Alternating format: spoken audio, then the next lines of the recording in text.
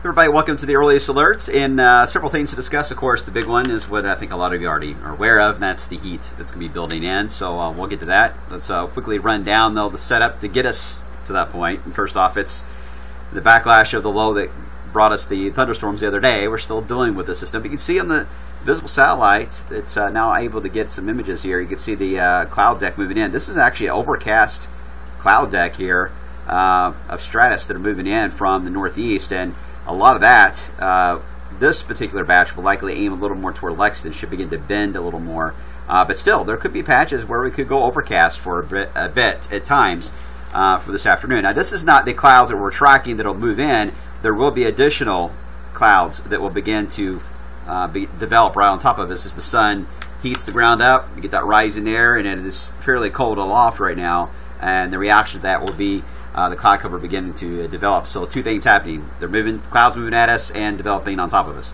And this is a wider view showing the spin. If you look carefully, you can see the upper low kind of retrograding a bit to the southwest.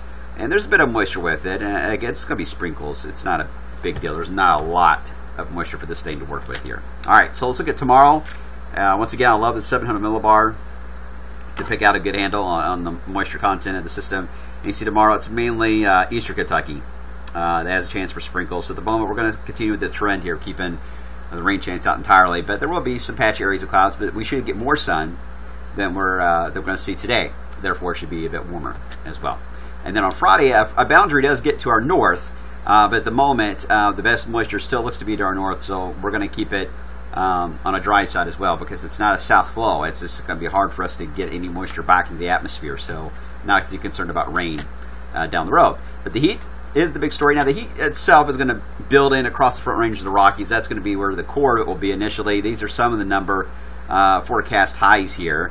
And keep in mind, not all of this is going to be reality for Louisville, so we'll show you the numbers for Louisville in a second. But in general, you see the idea. Upper 90s to around 100 in many spots there as we into Sunday, and perhaps even into Monday as well. The heat continues to build. So certainly a big heat wave. First one, really, for the lower 48.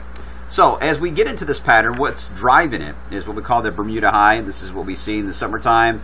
It's getting its name because it's near the island of Bermuda. It usually creates a bubble, a ridge in the southeast corner of the country. Usually that's how we get our heat waves.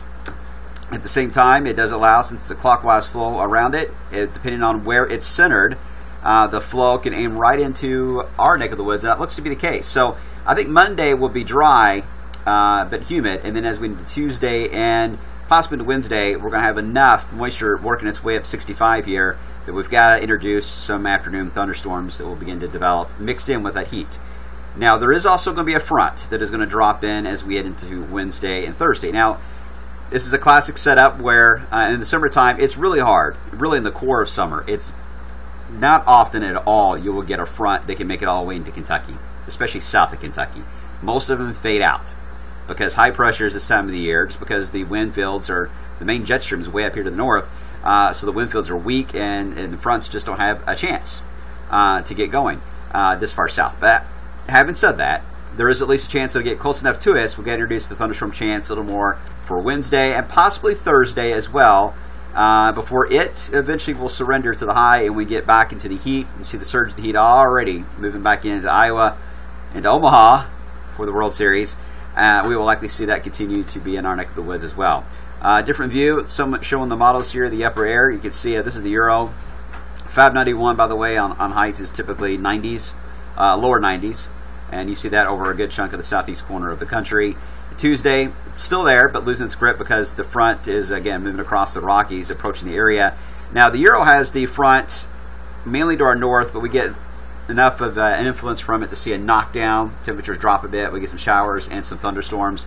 And then we have another little bump that'll roll in shortly after that, but the question of the angle on that's still up in the air because the heat is going to try to return. So really, we have the core of the heat is the big story here across this part of the country, and these little waves along the jet to the north keep trying to make dents in it and push us down. And every once in a while, we will likely see that. So there's going to be a lot of movement in the thermometer of up and down here, and at times some thunderstorms with that. It's just a question of how far south these little dips will take. In the meantime, I should mention the tropics need to be watched carefully. The water temperatures are warm, and you get high pressure like this, the southeast, it doesn't take long, and you start to get some spinning up of low pressures, and then you get a tropical system. So that's something we will be watching toward mid-month. We'll see how that plays out. Now, I mentioned the Euro showing how it takes it mainly across the Midwest. Still get some thunderstorms from it, but the GFS is more aggressive with the dip. Not that uncommon for the GFS to do that, and therefore tries to knock us down even more when it comes to temperatures as we head into maybe next Thursday and Friday. For those who go to the U2 concert, you're watching this forecast carefully. Trust me, I am too. So here's your earliest alert. Here are the numbers we've got: 70s to 80s to 90s. That's the trend. The thunderstorm chance kicks in on Tuesday in scattered fashion. I know some of the models, by the way, they're taking us a lot hotter than 92. We're going to go slow with this because the humidity is going to be increasing. So still got some questions on how hot we can actually get. The dry ground that is developing during this period before the heat could certainly allow for the argument that these numbers will have to be raised into the mid-90s. I'm not ruling that out. But at the moment, we'll go slow with it and go lower 90s. Here comes the front influence as we get into about the 14th and 15th of the month. And then we get back to around, say, Father's Day. And that's when we'll see the potential for some thunders or temperatures back into the 90s just in time for Father's Day, the way things are trending. So you see that up and down trend there. Overall, it's summer, and it's going to feel like it. Details on how the setup looks tomorrow.